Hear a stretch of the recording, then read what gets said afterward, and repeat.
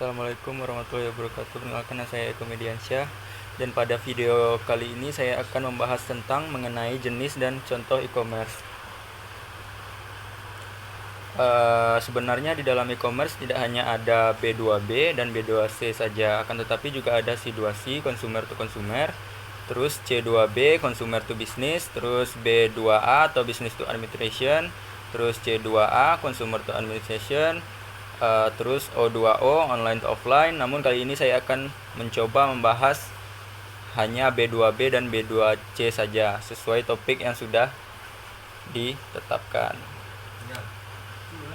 E-commerce sendiri adalah transaksi jual beli yang bisa berupa barang, jasa, dana, atau data dengan menggunakan jaringan elektronik dan juga internet. Lalu e-commerce juga merupakan sistem baru yang telah menggantikan perdagangan tradisional dengan memanfaatkan ICT atau Information and Communication Technology, atau yang biasa masyarakat umum sebut dengan internet. Lalu berikut adalah contoh dari e-commerce B2B dan B2C. 1. B2B, business to business. Business to business ini sendiri adalah jenis e-commerce yang dilakukan antar perusahaan dengan perusahaan. Kebanyakan pedagang tradisional lebih sering menggunakan jenis ini. Pada jenis ini transaksinya menggunakan EDI atau Electronic Data Interchange dan email. Berikut beberapa contoh perusahaan B2B. Kita ambil saja seperti Alibaba atau Alibaba.com. Adalah sebuah layanan e-commerce yang berfokus pada B2B e-commerce yang menghubungkan berbagai jenis usaha kecil atau UKM maupun menengah, dan banyak pembeli dan penjual di dunia yang menjadikan Alibaba sebagai tempat menjual atau mencari produk. Lalu kita lanjut topik yang kedua, B2C atau business to consumer. B2C sendiri merupakan transaksi yang dilakukan oleh penjual dan pembeli setiap individu dengan menggunakan internet. Yang membedakan dengan B2B, transaksi ini dapat menciptakan hubungan langsung dengan konsumen tanpa adanya perantara sama sekali, seperti distributor ataupun pedagang grosir. Dan berikut contoh-contoh perusahaan e-commerce B2C. Kita ambil saja Amazon.com. Amazon merupakan pengecer daring terbesar di dunia. Amazon juga memproduksi barang-barang elektronik dan juga termasuk salah satu penyedia jasa komputasi awan terbesar seperti iCloud, dan Amazon memiliki beberapa situs web retail untuk Amerika Serikat, Kanada, Britania Raya, Prancis, Jerman, Italia, Spanyol, Jepang, dan yang terakhir Cina. Dengan pengiriman internasional ke negara-negara lain, Amazon juga membuat situs web terpisah di Polandia, Brazil, Belanda, dan Swedia. Lalu di sini saya akan lanjut membahas sedikit tentang e-tailing, yang kedua e-service, ketiga e-store, dan yang terakhir e-news. Langsung saja ke poin yang pertama, e-tailing atau electronic tailing adalah retailing yang diselenggarakan secara online dengan internet untuk keperluan toko enceran. Pihak yang melakukan kegiatan retail atau e-tailing ini disebut e-retailer. Lalu bisnis e-tailing adalah termasuk tipe bisnis B2C, business to customer, yaitu transaksi online yang terjadi antara perusahaan dan konsumen atau individu. Dan e-tailing saat ini sangat marak berkat inspirasi dari kisah sukses Amazon.com. Sejak didirikan pada bulan Juli 1995, Amazon yang pertama kali didirikan dan dioperasikan oleh Jeffrey Bezos telah menjadi toko maya terbesar di dunia saat ini.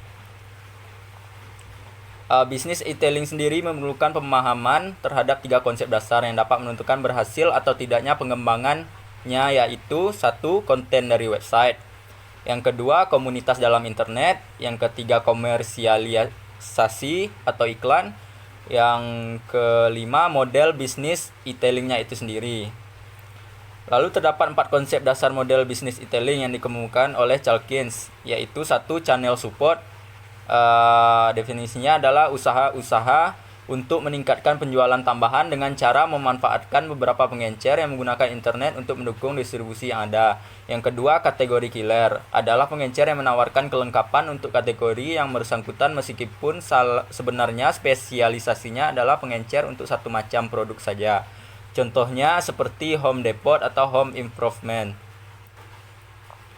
Yang ketiga, auksioner dikenal sebagai perusahaan yang melakukan transaksi lelang online. Pedagang melakukan konten atau produk yang ditawarkan informasi rinci dan harga penawaran. Yang keempat, vertikal portal. Bisnis ini melibatkan beberapa merchant yang memiliki modal yang sangat kuat, merek yang terkenal, skala bisnis yang besar, dan kredibilitas yang meyakinkan. Contoh pelaku bisnis ini dapat ditemukan di www.pikenet.com. Lanjut ke poin yang kedua, yaitu e-service. E-service sendiri adalah biasanya mengacu pada penyediaan layanan melalui internet dengan huruf awalan E yang terdiri dari elektronik, seperti halnya di banyak penggunaan lain, sehingga e-service mungkin juga termasuk salah satu e-commerce, meskipun mungkin juga termasuk layanan non-komersial atau online yang biasanya disediakan oleh pemerintah. Lanjut ke poin yang ketiga, yaitu e-store. E-store sendiri adalah toko online yang biasa digunakan untuk belanja online oleh orang-orang. Online store atau toko online bisa kita ibaratkan sebagai toko nyata dalam kehidupan kita sehari-hari. Lalu jika membuat toko membutuhkan biaya, toko online atau store online pun sama memiliki biaya untuk pembangunannya yang memang bisa dikategorikan lebih murah dibandingkan dengan membuat toko yang nyata. Contohnya seperti Lazada.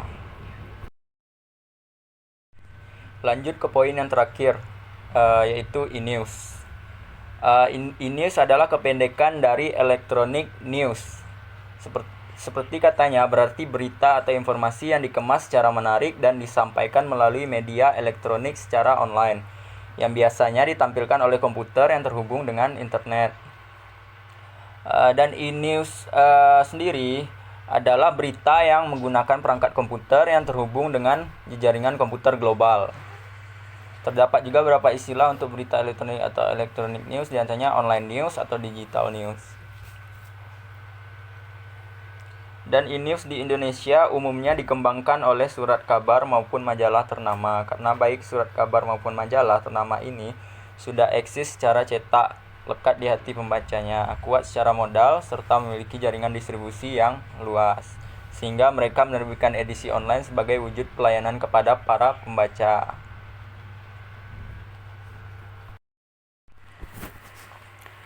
Mungkin itu saja yang dapat saya sampaikan. Kalau misalnya ada salah, mohon dikoreksi. Wassalamualaikum warahmatullahi wabarakatuh.